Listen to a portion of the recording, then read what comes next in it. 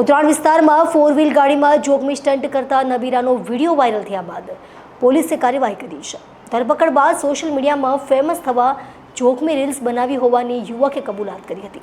Social media પર famous થવાના નશામાં યુવાનો જીવના જોખમે સ્ટન્ટ કરી રહ્યા છે। હાલમાં જ અમદાવાદનો ફતેવાડી કેનાલ પાસે રીલ બનાવવા જતી સ્કોર્પિયો કાર કેનાલમાં ખાબકી હતી, જેમાં 3 યુવકોના મોત થયા હતા। આવી હચમચાવી દેતી ઘટનાઓમાં યુવાનો કોઈ શીખ લેતા નથી। હવે સુરત શહેરના મોટા વરાછા વિસ્તારમાં યુવાનના જોખમી સ્ટન્ટ કરવાનો વિડીયો વાયરલ થયો છે, જેને લઈને પોલીસે તેમની શોધખોળ શરૂ કરી ગણતરીના કલાકોમાં રીલ્સ બાજને શોધી કાઢી શાન ઠેકાણે પાડી દીધી હતી। મારું નામ શ્યામ લાલાભાઈ બાબરિયા। મેં ભયજનક રીતે ગાડી ચલાવી, તેનો વિડીયો બનાવી અને સોશિયલ મીડિયા પર મૂકવાની ભૂલ કરી છે।